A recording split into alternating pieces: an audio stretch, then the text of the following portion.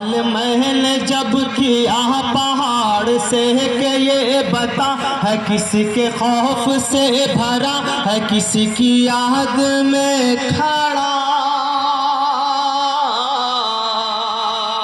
سوال محل جب کیا پہاڑ سے کہ یہ بتا ہے کس کے خوف سے بھرا ہے کس کی یاد میں کھڑا تو وجد میں وہ بول اٹھا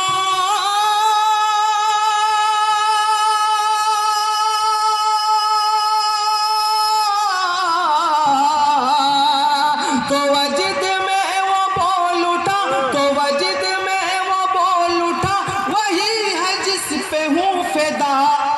اللہ اللہ اللہ اللہ اللہ اللہ اللہ اللہ اللہ اللہ اللہ اللہ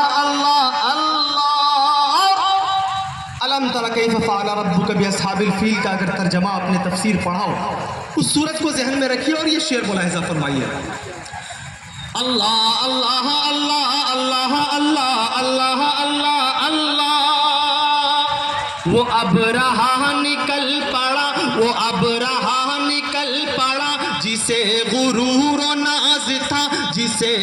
ابھی اس وقت بھی ایک ابرہہ ہے اسرائیل کی سرزمین پر جو مسلمانوں کے لہو سے اپنی زندگی کے نقوش مرتب کر رہا ہے دعا کیجئے کہ اللہ تبارک و تعالیٰ ایسے ظالموں کو غارت کر دے اللہ تبارک و تعالیٰ آسمان سے کوئی ایسی آفت نازل کر دے کہ ایسی قومیں زمین کے اندر پھنس جائے ایسی تاریخ قرآن کی آیتیں گواہ ہیں اور بڑی بڑی صورتیں اللہ تبارک و تعالیٰ نے اتاری ہے دیکھتا ہوں جب تصویریں ان چھوٹے چھوٹے معصوم بچوں کی تصویریں بلکتے ہوئے جو اپنے ماں باپ سے بچھڑے ہوئے تو خون کے آنسو رونے کو دل کرتا ہے ہم اتنے مجبور اور بے بس ہیں زندگی کے اس موڑ پہ کھڑے ہیں کہ ہمارے پاس دعاؤں کی طاقت کے علاوہ کوئی طاقت نہیں ہے دوستو قبولیت کا وقت ہے میری آواز میں آواز ملا دینا شاید عرش والے کو جلال آ جائے اور ان مظلوموں کو اللہ تبارک و تعالیٰ فرشتوں کی نصرت نصیب ہو جائے اللہ تبارک و تعالیٰ کی خاص عنایت نصیب ہو جائے ملاحظہ فرمائیے گا اللہ اللہ اللہ اللہ اللہ اللہ اللہ وہ اب رہا نکل پڑا وہ اب رہا نکل پڑا جسے غرور و ناز تھا جسے غرور و ناز تھا خدا کا گھر گرانے کو جو ہاتھیوں کے ساتھ تھا تو ہاتھیوں نے سجدے میں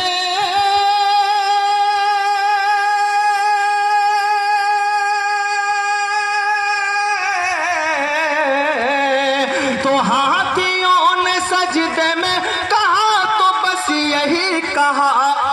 اللہ اللہ اللہ اللہ اللہ اللہ اللہ اللہ اللہ اللہ اللہ اللہ حضرت یونس علیہ السلام کا قصہ یاد کیجئے اور لرز جائیے اندر سے کہ حضرت اللہ تبارک و تعالیٰ نے اس قصے کے اندر کتنا بڑا سبق رکھا ہے مومنوں کے لیے مسلمانوں کے لیے ملاحظہ فرمائیے گا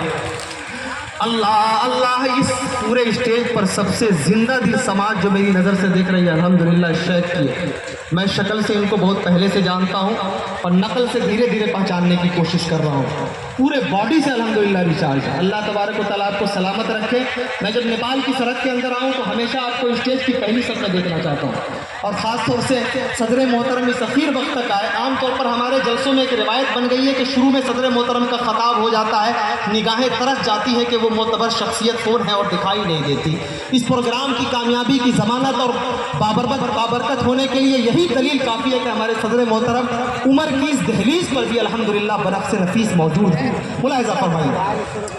اللہ اللہ اللہ اللہ اللہ اللہ اللہ اللہ جب یونس اپنی قوم سے خفا ہوئے نکل پڑے سفینہ ڈوبنے لگا تو منہ میں مچھلی کے گرے جب یونس اپنی قوم سے خفا ہوئے نکل پڑے سفینہ ڈوبنے لگا تو منہ میں مچھلی کے گرے نگل لیا جو مچھلی نے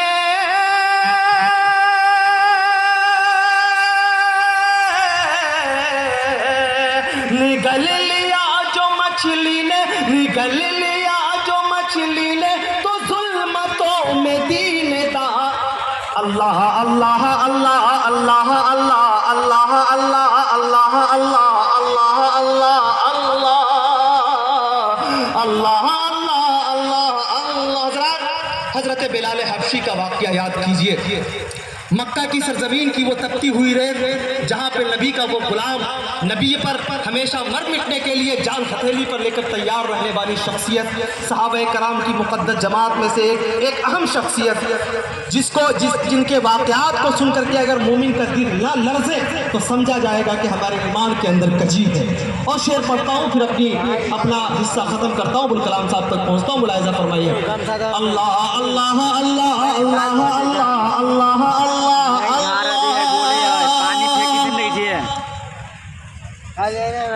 وہ ظلم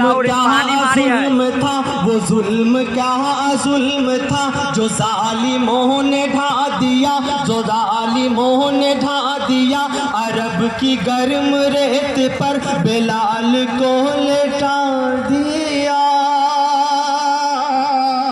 وہ ظلم کیا ظلم تھا جو ظالموں نے ڈھا دیا عرب کی گرم ریت پر بلال کو لٹا دیا, بلال کو لٹا دیا, بلال کو لٹا دیا. چٹان رکھ دی سینے پر,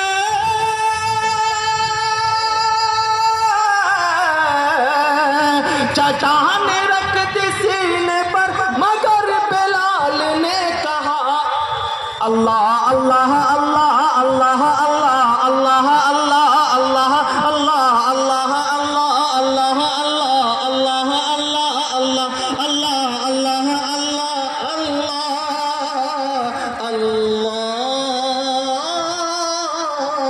اللہ. حضرات آئیے آپ کے بیچ ہندوستان کے ایک مایہ ناز خطیب جنہوں نے بڑی کم عمری میں بڑی ریاضت, بلکہ یہ کہوں کہ مسلسل ریاضت کے بعد, مشاقی کے بعد زبان پہ دسترس حاصل کرتے ہوئے پورے ملک ہندوستان کے اندر اپنی خطابت کا لوہا منوایا ہے.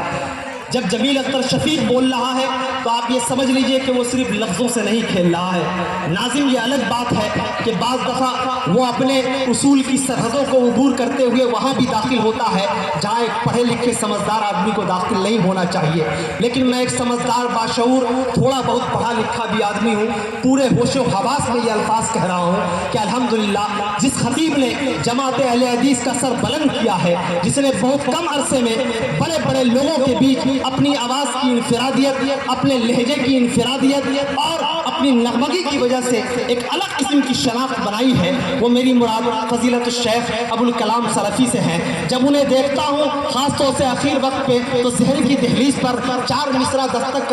دستک دیتا ہے کہ سب کو پیغام شریعت تو سنانا ہوگا, سب کو پیغام شریعت تو سنانا ہوگا, جو بھی سوئے ہیں انہیں آج جگانا ہوگا, منتظر جس کے ہیں سب لوگ یہاں گھنٹوں سے اس مقرر کو بہت جلد بلانا ہوگا. آئیے 4 مصرے اور گستاخی کے ساتھ جناب گرامی قدر فضیلت الشیخ ابوالکلام سلفی صاحب کو آواز دوں کہ دلوں میں جستجو بڑھتی ہے اور تنویر ہوتی ہے, دلوں میں جستجو بڑھتی ہے اور تنویر ہوتی ہے, سبھی مردہ دلوں میں زندگی تحریر ہوتی ہے. دلائل جب یہ دیتے ہیں تو عقلیں دنگ رہتی ہے, ہمارے شیخ کی کچھ اس طرح تقریر ہوتی ہے. میں پر فضیلت الشیخ ابوالکلام سلفی چترویدی حفظہ اللہ جھارکھنڈ آپ کے بیچ.